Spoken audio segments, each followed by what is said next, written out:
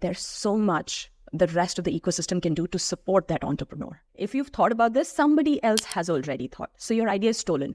Get that out of your way. While we all want to be Elon and Mark Zuckerberg and, the founders of these successful companies, just the support of your co-founders is very essential. Like my partner, my co-founder, he told me, you take the limelight. I would rather want to be part of a company that is led by a woman so that we can truly say that we are here to represent equality. Idea honestly has no value. In fact, I tell entrepreneurs, Gaurav, that, oh, what is your idea? Okay, I am going to bet on this idea that it changes within the next 3 months, and it always does.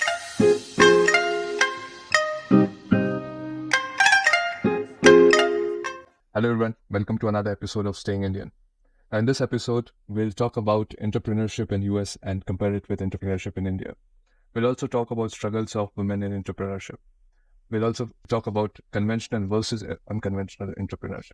And to do this, I have someone very special with me. She's the founder of New Founders School. She is also teaching entrepreneurship in International School of Business in San Francisco State University. Arjita Sethi. Welcome, Arjita. Thanks, Gaurav, for having me.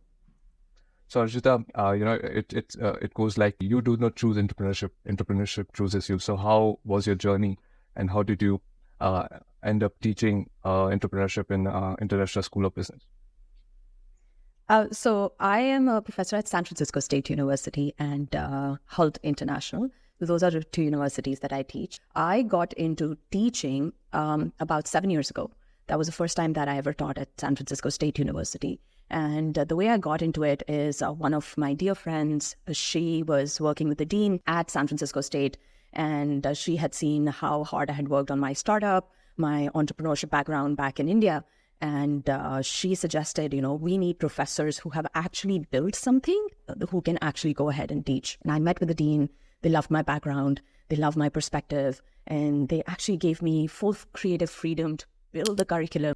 No, really interesting. And tell us something about New Founders School. Yeah, so New Founders School actually, and the focus of New Founders School is in a business school, you go study business for 2 years and you get a degree. At New Founders School, you come here, you study for a year, you have a viable business, and we support unconventional founders. So if you are somebody who has nobody in your family who's ever done a business, if you're an immigrant, if you're a minority, if you are somebody who has a vision but don't know how to get started because you don't have funding, you don't have that exposure, you live in a smaller city, you're not in the main Silicon Valley, you come to us and we'll help you and we'll support you. If you have an idea that is not super scalable right now, it might be a local shop you want to start, it might be an online store. It might be a smaller idea right now, but eventually it'll become a startup. We'll come and support you. We've had 1,000 founders we have supported in the last 3 years, 200 plus that I have personally mentored one-on-one and helped them launch their business. And it is still growing and thriving. And that's what New Founder School. Last year, we started an investment arm. So we started investing in some of the companies that graduated from New Founder School. So it's been an interesting thing where it never started as an idea, a business, and it just evolved into one. So I don't know what's going to happen next year, but I think, it's just going to evolve into its own thing. Amazing. I mean, definitely where people see value and where people see that, their ideas can become actually something materialistic, they do try to find those ways, right? And you kind of mentioned unconventional startups. And the subset of people that would fall under that. So definitely they can reach out to you. But can you also share what this New Founder School teaches and how much time it takes? What is the whole cycle? Yeah. So at New Founder School, we basically ask people to have a commitment of 1 year for whatever idea or ideas. Some people come with 2-3 ideas. Some people have an idea. Some people have just launched a company. But whatever you have to do, give it 1 year, because the ethos at New Founder School is entrepreneurship takes time. We see all the news of, hey, ChatGPT is doing this, OpenAI is doing this, but OpenAI started in 2018. Nobody remembers that. And, it took such a long time for it to kind of become big at this scale today, 6 years. So these are few things that I really wanted us to focus on. That first, entrepreneurship takes time. So at the get-go, you're here for at least a year. It's not an 8-week accelerator program. It's not a 12-week accelerator incubator program. No, for the 1 year, we are going to support you. You're going to learn, but you're actually going to build things, because that is when you get stuck. So you can come back and just get the help you need. The second value is from day one. And this is actually from a very early conversation that I had. I was raising money back in 2016, 2017 in San Francisco, and I was pitching my company to an investor, a really big angel investor, and they loved our idea, everything. And they asked me, hey, how much of this money that I'm going to give you? And at that time, it was just a $50,000 check. So not a very big check, but back at that time, it was really big. And it was our first check that was supposed to come in. So it was something that was really valuable. So he said, out of the $50,000 that I'm going to give you, how much is going to go towards your salary? And now this anthem of hustle was so much in my brain that I said, nothing's going to go towards me or to my co-founder. All of this will go into development. And this person said, no, I cannot invest in you because right now, the only asset, the value of equity of your company is you and your co-founder. And if you guys are not paying yourself, then you're not going to sustain. How are you going to live in the most expensive city in the world and go ahead and build a company? So anyways, at that time, I was like, he doesn't understand what hustle is. But later on, I realized how right he was. He wasn't telling me to take the entire money, but he was saying you have to take care of yourself. I learned it the hard way in 2019. And that's why that's the second thing that are the ethos around New Founder School, where we say, take care of yourself so that you don't burn out. You do not reach a position where the hustle gets to you. Hustle is great. It's awesome. You need speed in a company. You need speed in a business, but not at the cost of your own mental, emotional, physical well-being. So how do you take care of that? So those are two things that we really focus on. Give yourself at least a year. Most of our founders actually stay with us for about a year and a half or 2 years because they want to take longer. And that is completely okay. And the second is take care of yourself while maintaining consistent speed and growth. And our founders see tremendous, tremendous growth because when they are strong mentally, physically, emotionally, they're actually able to perform better. They're able to be productive. They are not just coming from that scarcity mindset, oh my God, somebody's going to go ahead of me. They're working at their pace and they're building their vision with that true dedication. So yeah, indeed. Thanks, Arjita. I mean, I also wanted to ask you about how does entrepreneurship ecosystem differs in US as when you compare it to India? Good question. So I did entrepreneurship in India like really long time ago, which was back in 2004. And then I moved to San Francisco in 2014. So that was my initial experience as an entrepreneur. And I was building a vocational school. My mom had started this vocational school and I wanted to be a co-founder and I wanted to build it with her. And luckily I got the chance and everything. And she took me seriously on that bed, like, yeah, come join, let's do this together. And we did. And it was very interesting because at that time, the way marketing was done, the way accounts were maintained, what business modeling meant, what sales meant, user acquisition meant was very different. So in 2014, when I came to the US, I realized things were happening at a very different scale. And things were very, very standardized. Things were way more established. There were multiple mentors and advisors who had built like $1 million companies and internet companies that had reached millions and billions of people. So that was a scale that I landed. Like we had reached 100,000 people in that vocational school in India. And I came here to San Francisco where people were like, yeah, my monthly, average users are about 1 million. I'm like, what? What is this scale? It is mad. And then when I started building my own startup, I started realizing things happen very, very differently here because it's a very well-established ecosystem. The ease of doing business. You can basically start your company in less than 24 hours for $30. That is how easy it is to incorporate a company. Anybody in the world can start a company in the US, and they are okay with that. There are clear laws that have been in place for 50 years, if not more, and nothing's going to change around that. So that stability for an entrepreneur is really great. You don't have newer tax laws or newer incorporation laws coming in. So just that ease and the mental burden that I had to figure out everything in India just went away. But newer problems started coming in. You're running a race. You have to now keep running. If you don't, somebody else is going to go ahead and, take over. So it was very interesting to see this ecosystem at that time. But back in 2017, I also sit on the advisory board of Nasdaq's Entrepreneurial Center. And they have their pivotal program called the Milestone Makers. And because I sit on their advisory board, I suggested we should go to India with this program because nothing like this existed. So back in 2017, we brought that program to India And we actually helped our first cohort of 20 entrepreneurs there. And it was phenomenal.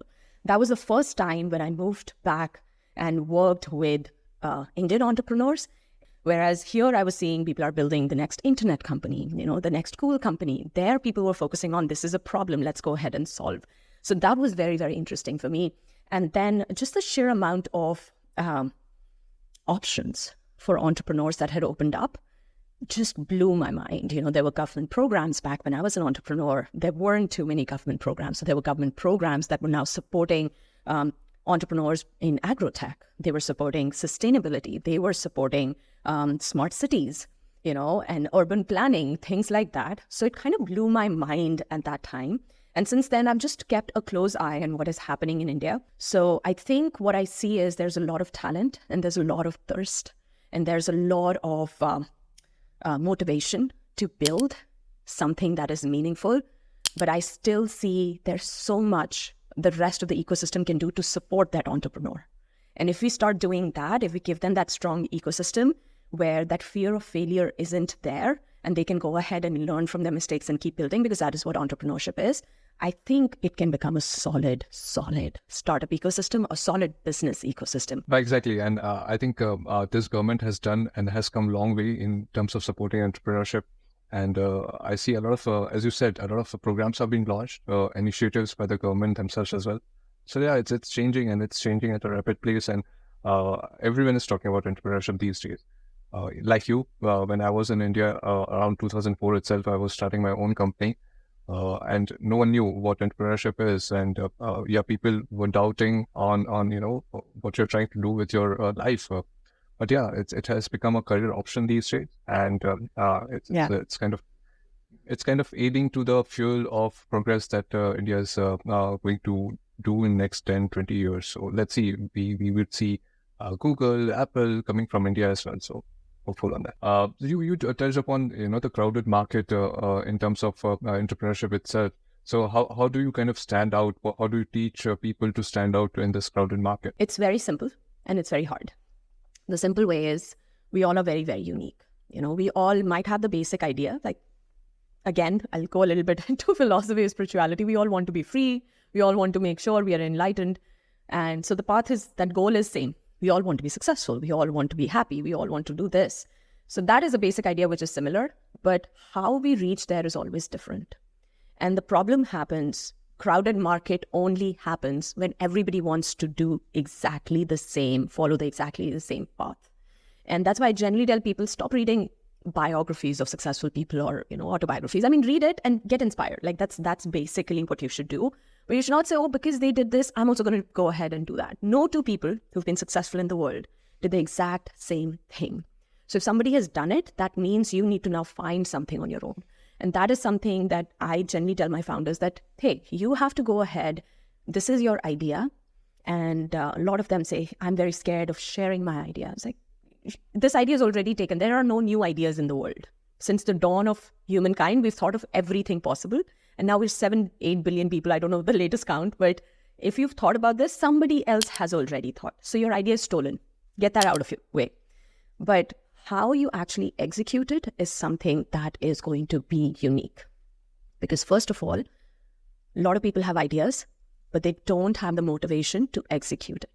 They will be the idea person. And while we need idea people in the world, we need people who actually build and do the hard work. And there are very few people in the world that will actually go ahead from thinking of an idea to actually building it successfully. Second, I tell them, don't get attached to the fact that somebody has gone ahead. We tend to judge our chapter 1 by somebody's chapter 100. So I tell them, okay, if you are looking at a founder, go and look what was their first 6 months like. Airbnb founders were living out of a car. They did not even have an apartment. They basically created a platform on Craigslist. That is how they did it. Elon Musk today, he's in his 50s and he's successful. Back in his 20s, he was living out of his small office space in Canada. Nobody remembers that. Nobody thinks about that. So while we all want to be Elon and Mark Zuckerberg and, the founders of these successful companies, we are trying to judge ourselves by their today and their present. It is not a crowded market. If you want to work hard, you really want to build something and you have a unique insight, it is not a crowded market. It is a crowded market if you have the same idea and you want to follow somebody's path. So yeah, sometimes that FOMO gets to you. And that's when we start making really bad decisions. We'll start taking money from investors who are not the right fit. We'll start having a lower valuation of our company. We'll go ahead and sell it to customers who are not the right customers for us. And we take really wrong decisions there. So yeah, I don't believe in a crowded market. Indeed, makes sense. And kind of valuable lesson that, everyone has to write their own story, and which has to be different. If you see life that way, it's not a crowded market. Indeed.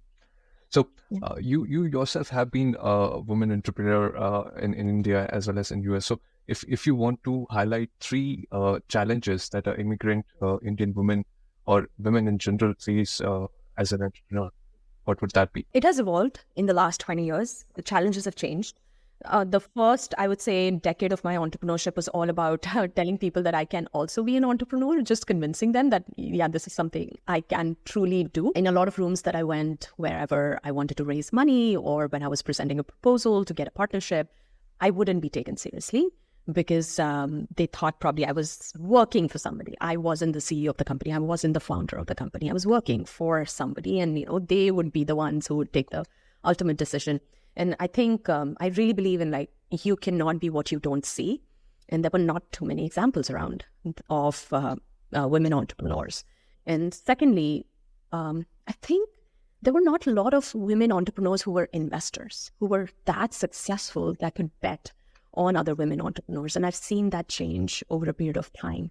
But the biggest challenge now, I would say, it is actually much easier, because at least in the US, it is much, much easier to be a woman entrepreneur, not to get funded, but it is easier to be a woman entrepreneur. Like if you would go ahead and say, I'm building a startup, people are not going to be outrageously saying, oh my God, how can you build a startup? That was the case 10 years ago. But now people are more accepting. It has become a very normal thing. We have a long way to go.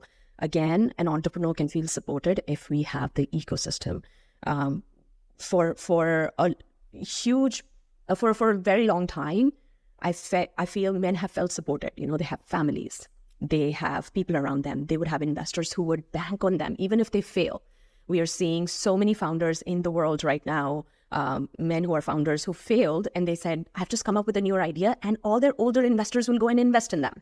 Can that happen for a woman entrepreneur who says, oh, I failed last time, will you invest in me again? So that kind of a trust that I know this person will figure this out, that kind of an ecosystem is needed at home, outside, in investors, around policymakers. And it is not a concession. It is not a concession that you're a woman and that's why you're doing this. The concession is you were not given a chance till now. What can we do so that you're given a fair shot? Just like every other person. So I think that kind of a mindset is needed where we say, okay, there are 2 entrepreneurs on the table. This person is really going to go ahead and think about finances. Women entrepreneurs, research and studies have shown that they are really frugal with their money. Their money lasts longer. They really think about revenue way sooner than men who are entrepreneurs, because they know they might just run out of money and they cannot have that scenario because people are not backing them. So these are few things that I feel are really critical. But the last thing I feel is just the support of your co-founders is very essential. Like my partner, my co-founder, he told me, you take the limelight. I'll go ahead and build this. You go ahead and do this. And it was I'm pretty sure it was very hard for him because he would have wanted that limelight too. But he said, no, I would rather want to be part of a company that is led by a woman so that we can truly say that we are here to represent equality. And that showed in our company. We were co-CEOs and it was unheard of at that time. And our investors were okay with it. Nobody questioned us at that time. It was hard for us to raise money. So I think challenges are there because there's not enough representation. And with time, it will get better. Also, challenges are there because the other side, women don't have that much of money and financial freedom to make choices. Like even today, they would go back, let me ask my husband first whether or not I should enroll. And for a man who is an entrepreneur, be like, yeah, take my check. Here it is. I'm ready to enroll in this program. I want to launch my company. So these are some things. Are we giving them financial freedom? Are we giving them that emotional freedom? Are we giving them that freedom to make their own decisions? That is something that is needed. So it's not a challenge. I would say it's an opportunity for us to go ahead and kind of improve and work through this ecosystem. Because if we don't give opportunity to half the population of the world, we're missing out on some very valuable ideas, which means loss of money for a lot of people. So this is not a gender problem. This is a business problem that we need solved now. I really like the spin that you gave from a gender discussion to a business problem. But yeah, indeed, it does affect, and studies have definitely shown that, women are able to make better decision and help them to do that on a business level and business scale as well. So yeah, indeed, totally support in those terms. But when I was going through my own let's say journey of entrepreneurship, first I thought idea is important. So I started working on finding a really good idea that no one would have thought of, and then I thought I'll not share with anyone until I find the right fit, right person who can build this with me. Then we started building upon that, and we realized that someone is already doing it in some part of the world. So Right. Then I learned that execution is important. Idea does not matter because idea are floating like everywhere, but execution is important. But then after some years, I realized that execution is also not important. Most important part is to have people backing you, to have a supportive network, whether it can be investors, it can be your users, it can be anyone. If you have the support of the people behind your idea and execution, your chances of success are most. So I'm in that stage right now where I think networking and having a community behind your idea is important. How right I am, how wrong I am. Yeah, no, I completely agree. Like, idea honestly has no value. In fact, I tell entrepreneurs, Gaurav, that, oh, what is your idea? Okay, I am going to bet on this idea that it changes within the next 3 months. And it always does. 100% that idea has evolved into something else. And this is when entrepreneurs are really passionate. Oh, no, I'm going to just do this. I figured this out. I know this is how it is going to be.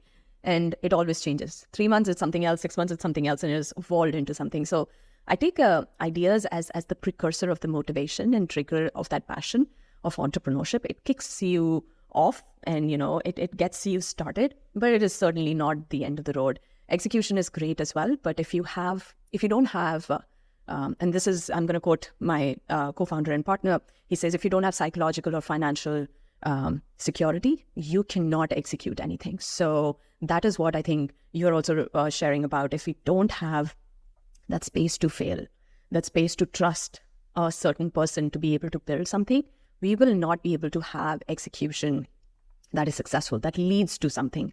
And I see this happening left, right, and center. And that's why I see when I see a lot of entrepreneurs going for investments and funding, and I've been through it myself, I ask them, okay, what is this? Any money that you get in your company has to be more than money.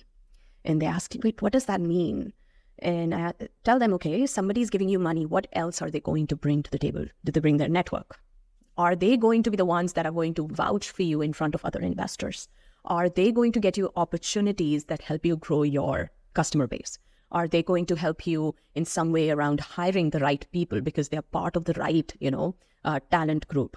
What else do they bring? Because money is not just money. It is a transaction that is going to be with you for life. Is this an investor who is going to ask for a very low valuation?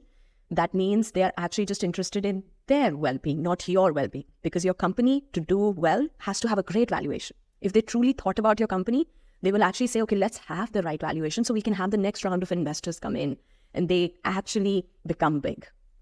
Is this investor more interested in getting weekly and monthly reports from you? Or they want to say, hey, let's just do a quarterly meeting and you keep doing your own thing. I'm not going to micromanage you. These are few things that entrepreneurs are not taught. They think, oh, I just need money. Let me just take money from anybody. Are they an experienced investor? Have they done this before? Just asking all these questions. And they're not in a position to ask because the only thing that is holding them back right now is money. So they end up taking money from people who are not the right fit. So that is another thing from the ecosystem. And that's why I love the fact that there are, government policies and grants and there are certain ways for people to get grant money and equity-free money to at least get started. So they're not stuck taking bad money from investors who don't understand because you're giving a piece of the pie and there are limited pieces in the pie. And if an entrepreneur doesn't understand that, they will end up either getting ousted, investors will throw them out when things don't work out, or they will just lose motivation because they don't hold enough equity at the end of the day. So that is the doom of the company. So I think, Ajita, we touched upon so many important things, and I feel the bottom line, remains is the why. The very important question, why do you want to do this? So I think embracing your why is really important, and finding out, are you doing it for the money? Are you doing it for the fame? Or I really want to do good in the society? Trying to find out that why would keep on motivating you to actually go through the hustle, go through the pain, and make sure that you get to the other side. Definitely. The why is very, very important. I remember one of our mentors for our earlier startup was Eric Ries, and we were raising money at that time. And I think somewhere, he coached us in 2019. And that is when those few conversations with him changed our perspective about entrepreneurship. And he kept asking us, okay, you're trying to raise money, but why are you building it? Like, why are we building it? It's an important problem. Okay, then why do you need money to build this? Like, but how will we build the tech? Like, yeah, but why do you need investor money to build this? And we started questioning, we're like, wait, is there any other money that we can raise? Why are we trying to do this? And he kept asking, he's like, you're approaching this big issue, this amazing why that you have, and you're putting it in a box of a startup because that's what you know. And you don't have to do that. Some ideas are way bigger to just be a startup. And I did not really understand, and I'll bring back the example of OpenAI again. OpenAI is a nonprofit. And they are now raising money. They're raising almost, $7 trillion? That's what they want to raise. Their next round is $7 trillion as a nonprofit. And when I reflect on my conversation with Eric Ries, I realized that's what he was trying to tell us, that you are trying to fit yourself into a startup instead of trying to say, why do you want to build this idea? Why do you want to create this product? Why should it exist? Because if you really understand the why, you will do a whole different strategy, a whole different execution plan. You would not pitch it to investors who only want a return. You would go after people who care about this mission. And that perspective really changed my mind. And that also changed how I deal with money from then on. Because till then, I used to think, oh my God, I don't have the money. And then I started thinking, great, fine, I may not have the money, but I have the right why. I just have to find the right person who has that resource. So I am not somebody who is lower than somebody who has money because I have a great idea. And if people want to invest in that idea, they get to win too. So they bring the money, but I bring the execution. It's an equal partnership. So in many ways, and that's something that was truly special, and that is truly special about San Francisco and the US. And I hope now it becomes true even for a lot of mentors and advisors in India, where they give them this valuable advice. They sit and they talk about hard things, and that's when my perception of EdTech changed. I said, EdTech should not be a startup. EdTech companies should actually think about a longer plan, because you're not going to give a return or give an impact in just 3 years, in 5 years. It might take you probably 20 years to show that your methodology actually works. That child who started with you now today is successful. That lifespan is 20 years. So you cannot fit it into the box of 5-year growth or 10-year growth. You cannot predict that. And that is true for a lot of other problems like sustainability. These are bigger problems to solve. So understanding your why is not just critical for motivation. Yes, that is a part, but it sparks the curiosity of, what are the other ways for me to take this idea to the next level? What are the other ways for me to go ahead and build this idea in a unique way? And you need that constant coaching and mentorship and advice from people around you who've been through that and who've pursued a different path.